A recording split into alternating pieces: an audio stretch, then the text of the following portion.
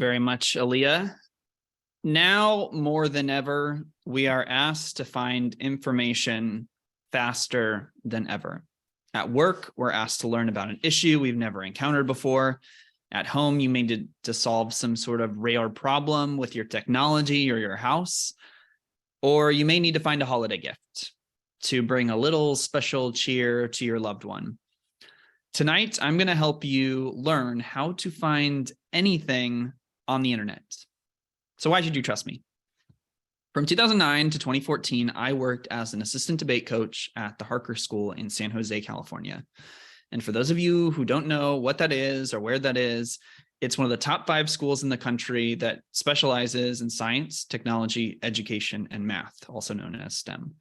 These are the smartest kids in the country, who most of which will go on to become CEOs, elected officials, or more. And as their assistant debate coach, I was responsible for one thing, and that was finding articles that supported the arguments we tried to make in a debate round. Because in every debate round, you have to have a piece of evidence to support your argument. So my job was to find them. And thanks to my research, we were the 2012 national champions in public forum debate and second place in 2013. So I've got a lot of experience doing this. And with that, I'm going to show you some of the tricks I have used in Google to be a leader on our team. And I'm going to share this speech with our office so that they can have some legs up in working on some research projects later. How many of you have ever used Google? Just raise your hand if you've ever used it, looked for something. Seth, this is going to be new for Seth. So, feel free to interrupt me if I am talking too fast or missing something. I'm going to use Google to show you how to find things on the internet today. And many of you are probably familiar with, the basic functions of Google. You type in a thing, like for this speech, maybe you're preparing and you say, what are some Google tips and tricks? And you can see some of the things I've already started Googling. You're going to come up with this. And for most people, this is going to be exactly what you want. You'll read this article, you'll find exactly what you're looking for, but maybe you've got something really specific. Maybe someone like Robert told you about this article where they give you 33 tips and tricks for using Google to find things. So you don't remember much, but you do know that the article has 33 tips. So the first trick I'm going to tell you in Google are the quotes. Now, if you have seen the quotes or any of the things I share tonight, maybe nod your head because it'd be really nice to see like what is new to people and what is not new to people. Okay. Quotes search for very specific phrases, and whatever you have in quotes has to be in the article. So maybe you know that Robert has said, the article says, use these 3 or 33 tips. So if you put use these 33 or anything else in quotes, that phrase must be in the article, it must be in the title, something else. And you can see this brings up lots of things. Use these 33 Google search tricks to find exactly what you want, and so on and so forth. What if I delete something in that quote and I want to look for maybe something else? This 33 article keeps coming up over and over again. I actually don't want the 33. I have already read Robert's article that he shared with me. What's something else? The next thing you can look for is a hyphen. Now the hyphen, anything that follows the hyphen allows you to remove a word from your search. So in this case, if you type in the number 33, for example, after the hyphen, any articles that contain the number 33 will not be included. So if I search here, you can see that all of those go away. So if you're searching for something and you're coming up with a lot of the things that aren't exactly what you're looking for, you can use that to narrow it down even more specifically. But let's say you wanted to search for something on a specific site. And you know that people only trust articles from educational institutions. Does anyone know what the domain is for educational institutions? What does every URL at the end say? EDU. EDU, yes. So Google allows you to search for specific domains. So in this case, you type in site and colon, and then you can type in whatever that site domain is. So in this case, it would be .edu. No space in between site colon and what you're looking for. And you can see there are some guides. Maybe there's a library guide for Google search, search like a pro. So you can find anything you want on these specific sites. It's really great to use, especially when you're looking for something specific.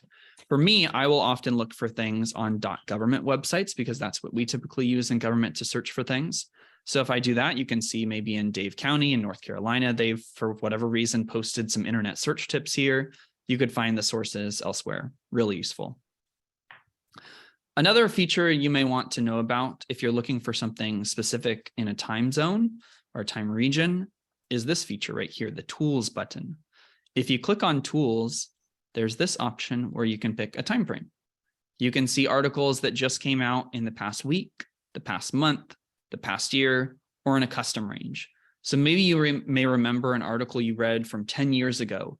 You could type in that specific time range and it'll bring up articles just for that time range. So really great if you wanted to really narrow it down. But sometimes you don't always know what you're looking for.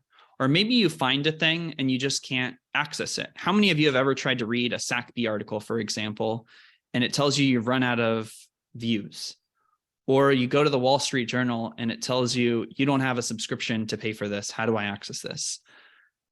These are unofficial recommendations. These are not endorsed by Toastmasters, but there are some ways to get around them. If, again, my goal here is to show you how to find anything on the internet.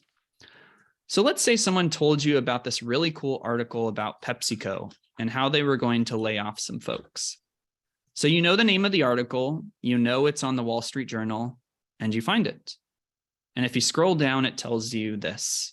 You've reached your limit. You can't look at anything else. One thing, if it's a major publication, you can use this website called archive.ph. Similar to the Internet Archive, this website takes pictures of other websites to see what they look like at any given time. So if I go to this archive.ph website and I put in the URL down here in the I want to search for the archive or save snapshots, I can search for it. And if I click on this, it'll bring me that article without the paywall. So sometimes you'll be asked to find some things. It's a really good way to work around it. There's one other way to do this as well. Tonight, we talked about the King's Beam at the stadium. So maybe we can Google that next. Got some really great articles here. Have you ever seen these 3 dots next to an article before? Have you ever clicked them? I haven't noticed. What is hiding behind these 3 dots? Not every site is like this. It depends on how large the site is from Google. But if you click on these 3 dots, there's this option called cached. Just like that archive site takes a picture of the website, Google does the same thing for major publications. They don't do it for everything like the Wall Street Journal. This wouldn't work for that. But if you click on cached, you can see the website changes a little bit and it still has a cached version and it has the URL if you really wanted to search for it. And it has all you would want to find in that article. So that's another way you can get around a paywall. But sometimes you don't know what you're looking for. You're kind of searching, grabbing, looking for things. So I'm going to share a couple ways that the internet can actually bring things to you. The first is with asterisks. So earlier we talked about Google tips and tricks. Well, what if you didn't know if you wanted Google or you wanted something else? Or maybe you knew there was a specific word like 33 tips, right, that we found earlier. But what if you didn't know the number? If you have an asterisk in your search, that's, on the top of your screen, the number 8, if you hit shift, it'll search for things that are near this. So here, let's do this and I'll show you. So it'll look for any words that are next to the word tips, or maybe we can even look at this one. So there's an article that has the word name and it has something in between and then it has tips. If you search for this, it'll find all the articles. It'll find all the articles with some word in between name and tip, but you don't have to tell it what it is. It looks for everything. So it's kind of interesting if you're looking for things. The second option that Google offers you to bring articles to your front doorstep is Google Alerts. I know I'm just like showering you with information. So hopefully if this speech is a success, if you get one thing out of it, if you find one thing you didn't know about Google. Google Alerts allows you to search for certain words. So you can see I've clearly had some searches in the past, things I was interested in. And if you set up an alert for yourself, it will send you emails every time an article comes out for something like this. You can say how often the emails are sent, at once a day, once a week, what have you. I have found this is a really useful thing if you're looking for a certain topic or you're a business and you're tracking something very closely. Like I said, I hope all of you learned a little bit from my speech. That's from years and years of doing this and just playing around in Google over time. And I'll kick it over back to you, our Toastmaster, Aaliyah.